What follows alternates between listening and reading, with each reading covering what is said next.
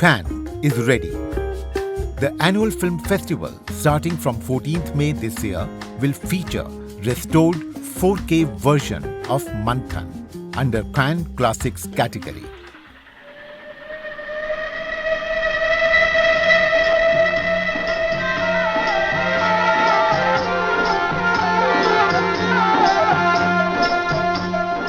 Released in 1976, directed by Shyam Benegal, the film was made, believe it or not, in 10 lakh rupees.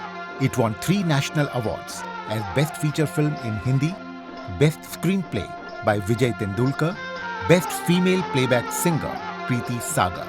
Manthan was India's official entry for Oscars.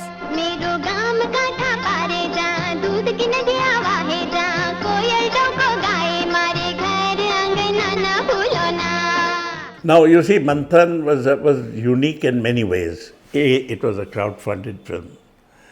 B, it was crowdfunding, meaning it was financed entirely by the members of all the milk cooperatives of the country.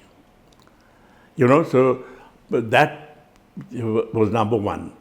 Secondly, when we made the film, there were doubts expressed, how can this pay for itself? Will it be like a documentary in the sense that you are spending all this money to show this film, but the film itself is not likely to earn back its money? But this was totally proved false, because the film not only was crowdfunded, it was also a huge commercial success. Not just in India, but in so many different countries of the world. Largely because the film was so relevant, and relevant in terms of its value. It had great value in the formation of producers' cooperatives, not just in milk, but in other things as well.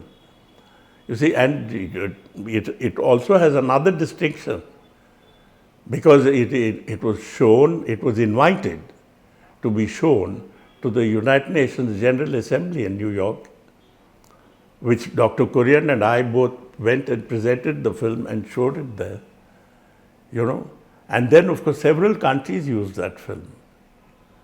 So it had well beyond what we had imagined. Its use became quite extraordinary. सिसोटी वाला ने 1 litre का 2 रुपया 2 पैसा दाम दिया था, तो तुम भी जाओ उन्हीं को दे आओ, पर उनका धंधा बंद हो जाए तो मत आना रोती है हमारे पास। अरे चपटी सरीका तो दाम देता है, ऊपर से रुआब जमाता है। काय हुआ? आज से नहीं, भरवों को दूध देंगे। चल रही जिल्लो, कहाँ जाएगी? अरे अपना सिसोटी वाला के पास जाएगी। So you have been called a parallel or Indian new wave filmmaker. What do you make of these labels? Well, I don't find it at all useful to think in those terms. It doesn't make any sense. I think in the beginning, when that terminology was used, it was used because, you see, Indian cinema, particularly the kind of films that used to be made, there was a certain form.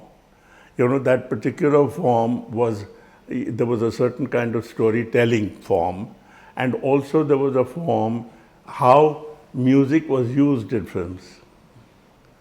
Because, you see, you had a story and then it was studded with songs, sometimes studded with dances as well. So, in other words, it was like a variety show. You did have a story that you were telling, but you also had the elements of a variety show.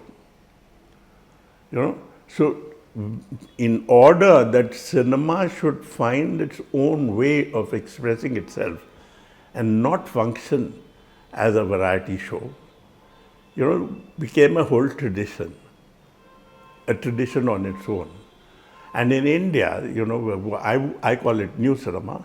At that time, it was new, but the term that stuck because of the way the media used that term was parallel cinema. I don't know what it meant, but anyway, it was called parallel cinema, and everybody started to say that I was part of parallel cinema.